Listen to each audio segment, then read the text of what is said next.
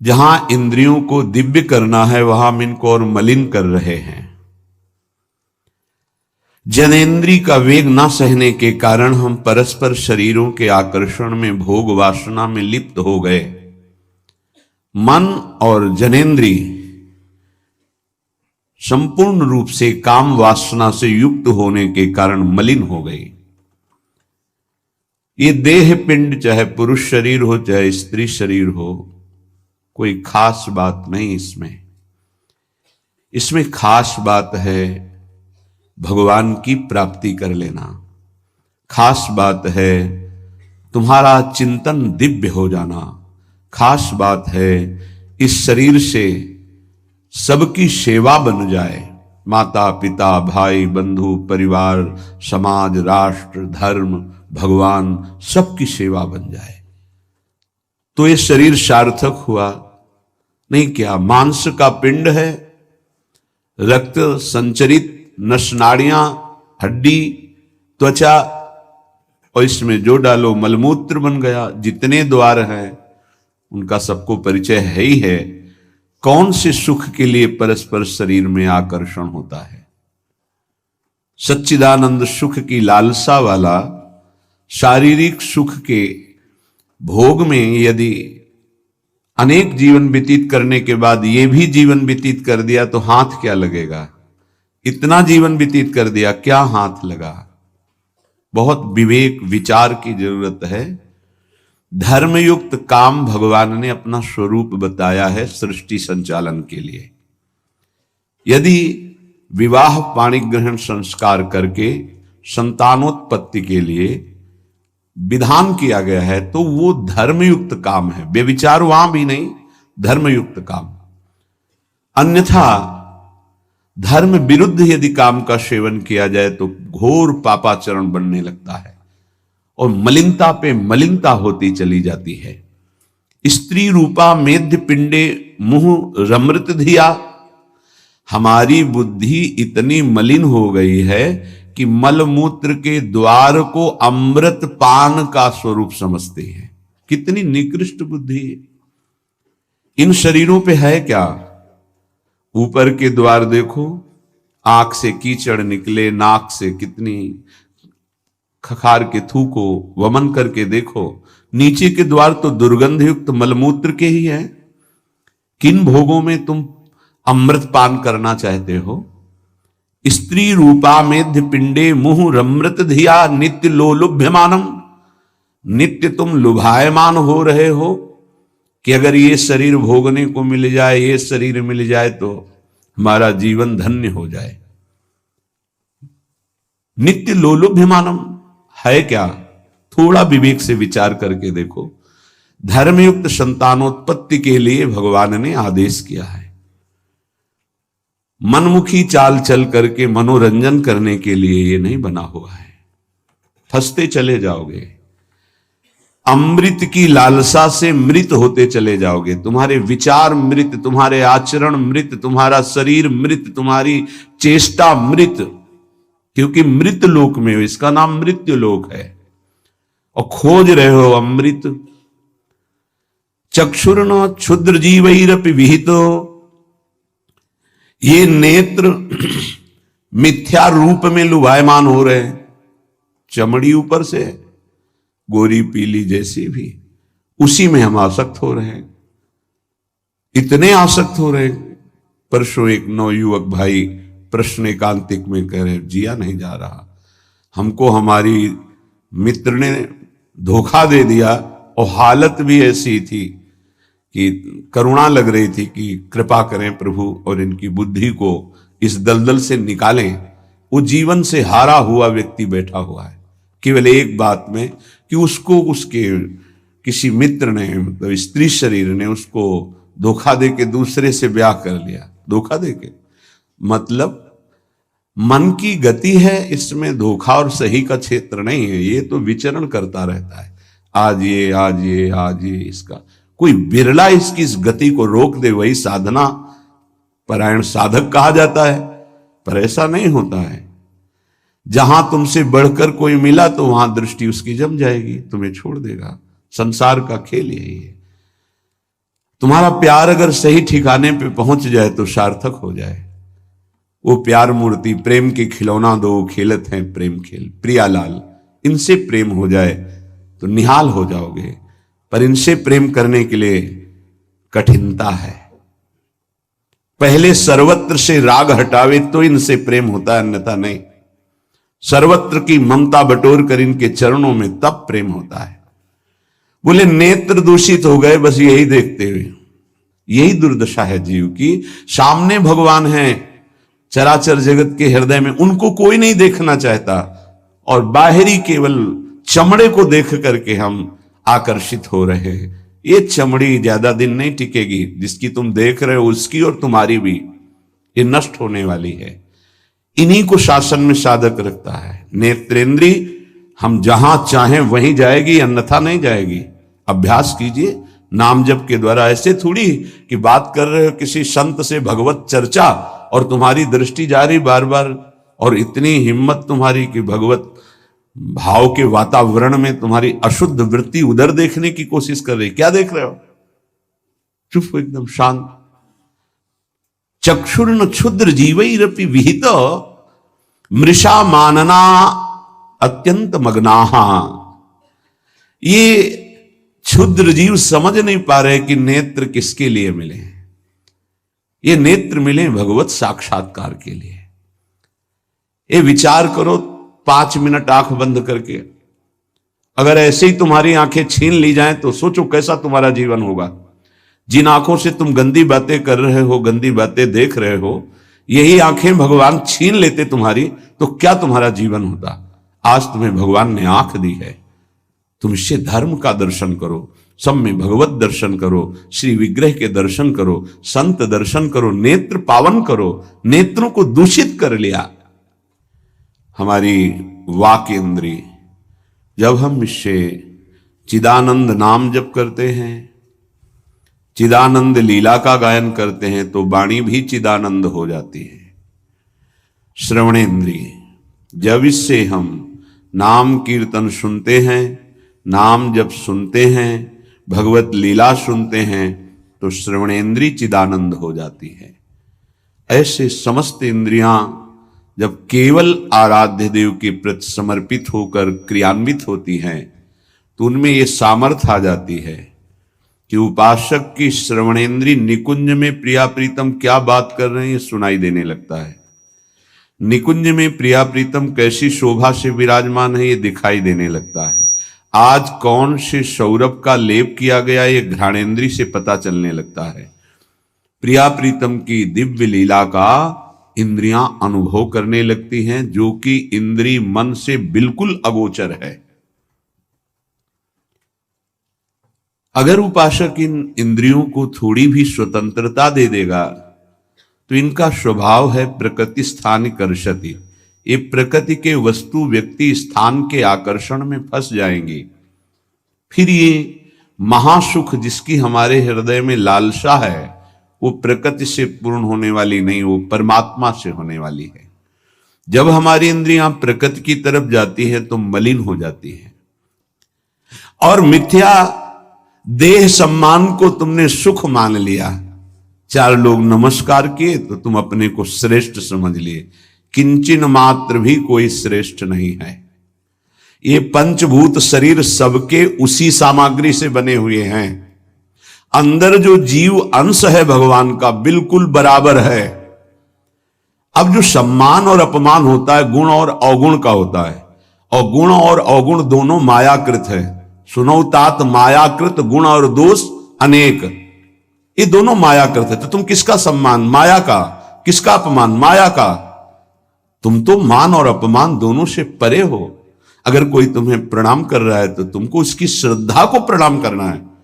तुम खास थोड़ी हो गए कि वो तुम्हें साष्टांग प्रणाम कर रहा है तो तुम महान हो गए। महान वो है जो साष्टांग प्रणाम कर रहा है, उसकी श्रद्धा प्रबल है। नहीं कि वो कोई अंतर नहीं। जो इस देह में पंचभूत वही उस देह में पंचभूत, जो इसमें परमात्मा का अंश वो उसमें परमात्मा का अंश, उसकी श्रद्धा बड़ी है, इसलिए वो आपकी तरफ प्रणाम कर रहा है। बोले बहुत बुरा हो गया। मिथ्या मृषा मानना अत्यंत मग्नाः, मैं झूठ मूठ अपने को बड़ा मानकर सम्मान प्राप्त करने की लालसा, सम्मान स्वीकार कर लिया तो हृदय अपवित्र हो गया।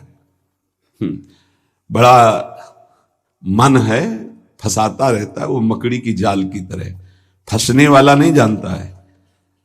संत सदगुरुदेव शास्त्र इनकी सूत्रों को जब स्वीकार करे तो पता चलता है मैं फंस रहा हूं या मुक्त हो रहा हूं। श्रीपाद कह रहे हैं कि देखो, जनेन्द्री ने फंसा दिया काम भोग में, नेत्रेंद्री ने फंसा दिया रूप में।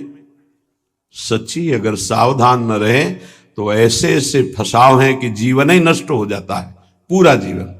अब उसको लाख समझा रहे थे, कुछ समझ में नहीं आ रहा था। बस वो ये समझ रहा था कोई आशीर्वाद मिल जाए, जादू टोना मिल जाए कि वो जो हमारी मित्र है वो वापस हमको मिल जाए वापस, बस उसको इतना ही लक्ष्य था। और हम ज्ञान विज्ञान वर्णन कर रहे थे, तो सुन बैठा था केवल, क्योंकि समझ में आता है ना आप हमारी बात पकड़ रहे हो कि नहीं पकड़ रहे। नेत्रेंद्री ने रूपों में फंसा दिया, हृदय मलिन हो गया सम्मान प्राप्त करने की लालसा से। और कह रहे जिभ्या मिष्टान्न निष्ठा विरमति न मनाग वित्त सग्रंथ अनुचितम। जबान आ गई भोजन के स्वाद में, ये मिष्ठान्न है, ये चटपटा है, ये बड़ा स्वादिष्ट है। जिभ्या रसेंद्री यदि भोजन के स्वाद में मगन है तो राधा नाम सुधा रसम का स्वाद नहीं ले पाएगी। उचित आहार जो भगवत प्रसाद रूप है उसको डाल लेते हैं, उसके प्रति हम आसक्त नहीं होते, स्वाद दृष्टि नहीं रखते। पूर्व के संत भगवान के दर्शन होते थे, खप्पर रखते थे नारियल का, नारायण नारायण, दाल खीर रोटी जो भी मिला खप्पर में डाला, मिलाया। स्वाद से मतलब नहीं, प्राण पोषण से मतलब है। और यहां धनिया की चटनी अलग, टमाटर की चटनी अलग, भरौआ मिर्च अलग, ये अलग ये अलग, तो फिर राधा नाम सुधा रसम भूल जाओ। ये 2 अंगुल की जबान है, बस इतने में सारा खेल है। यहां से नीचे उतरने पर कोई स्वाद नहीं है, भाई इतने में घुमाने का स्वाद है, और अच्छे अच्छे इसी में फंस जाते हैं। जिसकी रसेंद्री विजयी नहीं हुआ रसेंद्री से, वो हर इंद्री का विजयी होने पर भी विजयी नहीं माना जाता। रसेंद्री विजयी जनेन्द्री विजयी जरूर होगा, और रसेंद्री जनेन्द्री विजयी संपूर्ण इंद्रियों का विजेता माना जाता है। धैर्यवान उसे ही कहते हैं जो 2 इंद्रियों को काबू में कर ले, रसेंद्री और जनेन्द्री। रसेंद्री मिष्टान्न आदि भोग पकवान पाने के लिए लोलुप जीवन हो गया, पेट बढ़ करके छाती से 1 बीता ऊंचा हो गया है। उठने बैठने में दिक्कत होती है, पर पाने के समय और कितना अधिक पाया जा सके, ये स्वाद वो स्वाद वो स्वाद कितना पाओगे, मर जाओगे पाते पाते, फिर भी तृप्ति नहीं होगी। बहुत विचित्र वासना है, बहुत विचित्र वासना है। चित्त वित्त सग्रंथ अनुचितम, सच्ची बात। आज चरित्र, भगवत धर्म मर्यादा, इसका महत्व धीरे धीरे समाज से हटता जा रहा है, धन का महत्व होता जा रहा है। क्या दुर्दशा है। बोले मनाग वित्त सग्र धनुचितम, अनुचित रूप से धन कभी सुखी नहीं हो सकता जो अनुचित रूप से धन प्राप्त करता है। हा वृंदारण्य कान्या भवति मम गति चेदहम त्वत्स्थितोपि। मेरी क्या गति होगी जब मेरी इंद्रियां और मेरा मन ऐसा है। मैं आपका आश्रय लेता हूं, आपका वास स्वीकार करता हूं। मैं समझ गया कि मेरे से अब कुछ नहीं होने वाला, मेरी अनन्य गति आप हो। हे वृंदावन, आप मेरा सुधार कर दो। अब मैं कहीं किसी की ओर नहीं देख सकता, सिर्फ आपका आश्रय लिए हूं। भाव यह है कि हम सब तरह से हीन हैं, हर इंद्रियां हम पर विजय प्राप्त किए हुए है। उल्टा इंद्रियों पर हमें विजय प्राप्त करना चाहिए, इंद्रियां हम पर विजयी हो गई हैं। अब हम कैसे मुक्त हो, तो बोले धाम का आश्रय ले लो। बड़ा महत्व है। धाम कृपा करके आपको सत्संग प्रदान करेगा। यदि आप सत्संग के अनुसार सुलझ के चल पावे तो क्या होता है, जन्म जन्मांतर से मलिन बुद्धि होती है और बहुत भागती है बुद्धि। जैसे जंगली नील गाय देखा हो, गर्दन उठाई भागती चली जा रही, ऐसे ये भागती बुद्धि। अगर इसको कोई रोक सकता है तो गांव में एक लंगड़ बांधा जाता था। लंगड़ समझते हैं? 2 टांगों के बीच में एक मोटा सा लकड़ी का। अब वो भाग नहीं पाएगी ऐसे। गुरु कृपा, गुरु आदेश, गुरु शासन, ये बुद्धि के ऊपर लंगड़ का काम करता है। तुम्हें पता ही नहीं गुरु के हृदय में अनंत माताओं जैसा प्यार होता है। जैसे भगवान गाली देने वाले को भी परम पद देते हैं, उन्हीं के दास हैं वो। किसी का अमंगल संत के द्वारा, गुरुदेव के द्वारा नहीं। आपका विचार, आपकी सोच आपको अमंगल के रास्ते पे खड़ा करके और ऐसा धक्का देगी कि शायद है फिर बचा पाने की स्थिति ना रह जाए। सगर के जो पुत्र 60,000 थे, भगवान कपिल देव जी का अपराध कर दिया, आश्रम को विध्वंस करने लगे। घोड़ा वहीं बंधा हुआ था, किसी ने बांध दिया था, उनको पता भी नहीं था। उनको लगा कि इन्होंने ही ऐसा किया होगा, हमारा विश्व विजेता घोड़ा इन्होंने पकड़ लिया। बड़ा उपद्रव किया। कपिल भगवान ने कोई शाप नहीं दिया, उनकी तपोशक्ति ने उनको नष्ट कर दिया, भस्म कर दिया। जिनके उद्धार के लिए उन्हीं के वंशजों में क्रमशः आराधनाएं हुई, फिर पर सिद्ध कर पाए भगीरथ जी और भगवती गंगा को लाए और अपने पुरखों का उद्धार किया। जो थोड़ा भी अपनी बुद्धि को तुम भगवत मार्ग से विमुख करोगे, वो आपको फंसाने के सिवा और कोई मार्ग नहीं बता सकती। यहां समिटना है, अपने अस्तित्व को मिटा देना है, प्रभु के चरणों में पूर्ण आश्रित हो जाना है और जीवन मुक्त हो जाना है। ये रास्ता है। यदि हम भगवत मार्ग के पथिक होकर के थोड़ा भी अपने मन के अनुसार चलेंगे तो मार्ग बदल जाएगा। गुरु आज्ञा तज करें जेबान, यह अधर्म यह सब हानि, कान न रसिकन मेरा है। पर वो जैसे जंगली नील गाय होती है ना, उसको ऊपर कोई शासन बर्दाश्त नहीं। वो जब दलदल में फंसती है तब उसकी चाल रुकती है, अन्यथा नहीं। तो माया प्रपंच का दलदल जब ऐसी बुद्धि वालों को रोकता है तब उनको याद आता है कि क्या मैं कहीं गलत मार्ग पर चल पड़ा क्या। पर जब तक फंसता नहीं तब तक उसे पता ले चल। माया ऐसी बचाव पक्ष से उसको ले जाती है कि इतनी दूर पहले ले जाऊं कि ये लौट ही ना सके, तब बात बनेगी। श्रीपाद कह रहे हैं कि सब इंद्रियों ने, मन ने हमको अपने अधीन कर लिया। अब तो हे वृंदावन आपका सहारा है। बनाया हुआ सिद्धांत है, रही मन देखी बड़न को, लघु न दीजिए डारी, जहां काम आवे सुई, कहा करे तरवारी। और सिद्धांत उन्हीं का बनाया हुआ है। अगर गुरु चरणों में लघुता आ गई तो विश्व ब्रह्मांड में महत्ता स्पर्श ही नहीं कर सकती तुम्हारा। ये हमारी बुद्धि, ये हमारा मन ऐसा सोचता है कि शॉर्टकट से चले धनी बन जाए, शॉर्टकट से चले परम पद मिल जाए, शॉर्टकट से चले बहुत उत्तम सम्माननीय बन जाए। है बहुत शॉर्टकट है, सर्वस्व त्याग और एकमात्र प्रभु का आश्रय। अभी जो चाहो बन जाओगे, पर सर्वस्व त्याग। आज तक जितने भी महापुरुष हुए हैं सर्वस्व त्याग से। सर्वस्व त्याग का स्वरूप किसी के नामे कर देना सब प्रॉपर्टी नहीं, अपना अस्तित्व मिटा देना। अम्बरीश जी चक्रवर्ती सम्राट हैं पर अपना अस्तित्व नहीं है, तो क्या हुआ?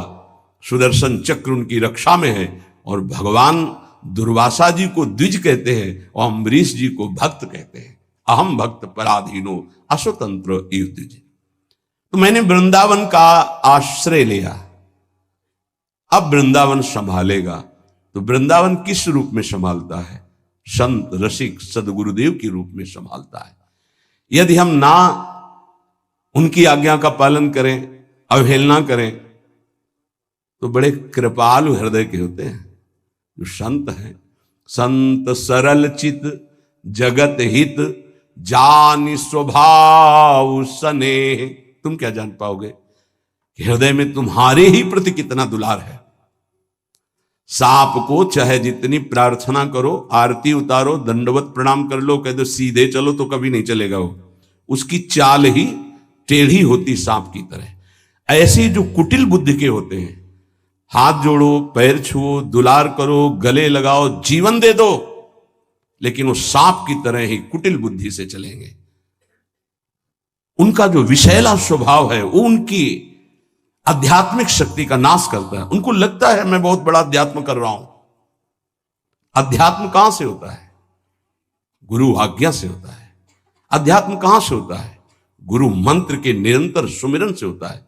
अध्यात्म जिसके अंदर है तो त्रिभुवन का संपूर्ण वैभव उसको मृत तुल्य लगता है। मृत तुल्य, न पारमेष्ठ्यम न महेंद्र दिष्ण्यम। आपको लगेगा भरण पोषण कैसे होगा? तो भगवान, उनके वचन यही भक्त का आश्रय होते हैं। भगवान ने कहा अनन्यश्चिंत्यन्तो माम, तुम्हारी एक ही जिम्मेवारी है, तुम केवल मेरा अनन्य चिंतन करो। और जो अनन्य चिंतन करता है, ये जनाः परिउपासते, जो ऐसी उपासना करता है अनन्य चिंतन से, तो योगक्षेमम वहाम्यहम, मैं उसके योगक्षेम का वहन करता हूं। अप्राप्ति की प्राप्ति और प्राप्ति की रक्षा ये मैं करता हूं। शुद्ध परमार्थ को जान लो, जीवन मुक्त हो जाओ, फंसने में देर नहीं लगती। ये मन कभी भी कहीं भी कैसे भी आचरणों में फंसा सकता है। अजामिल जी अपनी इंद्रियों की चंचलता को शासन में लेकर के अपने पिता की सेवा में गुरु भाव से लगे थे। बड़े धर्मात्मा पिता थे। एक दिन वो समिधा लेने के लिए गए तो जंगल में देखा एक शराब पिए हुए व्यक्ति किसी वैश्या से सहवास कर रहा है। अचानक दृष्टि पड़ी। शास्त्र आज्ञा करता है ऐसे दृश्य को एक बार अचानक दृष्टि पड़ने पर दोबारा ना देखा जाए और नमस्कार वृत्ति कि भगवान की माया है, आगे बढ़ जाए। पर वो तो सेवा को छोड़ करके उसी को केवल देखने लगे। देखते ही चिंतन बढ़ा। चिंतन बढ़ता ही संगस्तेषुपजायते, संग की इच्छा आसक्ति प्रकट हुई। जब वो पुरुष चला गया तो उस वैश्या से मिले और कहा मैं आप पर आसक्त हो चुका हूं। तो उसने कहा मेरे जीवन का उद्देश्य ही है आसक्त पुरुषों से धन लेना, उनको सुख पहुंचाना। कहा पूरी पिता की संपत्ति सब वैभव लुटा दिया। आखिरकार उसी के पास रहने लगे, उसके दास बनकर रहने लगे। क्या क्या अमंगल कार्य करने लगे। जहां समिधा लेने गए थे यज्ञ के लिए, वहां पशुओं का हिंसा करके और मांस रांधना खाना, ये सब बहुत गंदा जीवन।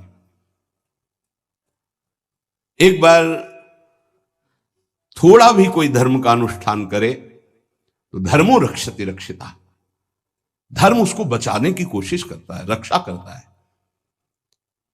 गांव में संत मंडली आई। मंडली ने पूछा यहां कोई पवित्र उदार संत सेवी का घर हो तो बताना, वहां आज हम रुकना चाहते। पूरी संत मंडली ठाकुर को भोग लगाएंगे, आरती पूजा और सुबह चले जाएंगे। हाँ, उन्होंने कहा सबसे ज्यादा पवित्र अजामिल है गांव के बाहर, जो वो बगीचा भी सामने वाला उन्हीं का है, वो वैश्या का था। संत स्वभाव विश्वास से होता है। संतों का स्वभाव जो सिद्ध होता है वो विश्वास से होता है। आज तक कभी ऐसा संशय नहीं होता कि आदमी ऐसा बोल रहा है तो इसमें कुछ झूठ भी हो सकता है क्या? नहीं। पर बाद में ऐसा लगता है कि इनको सत्य बोलना आता ही नहीं है। संसारी आदमी को आचार्य की बात फिर याद आती है, पाए जान जगत में सब जन कपटी कुटिल कलयुगी टंचु।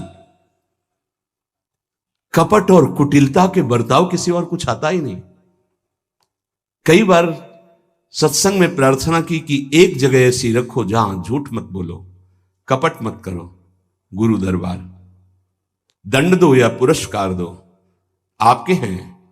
गलत है या सही है, आपके सामने है।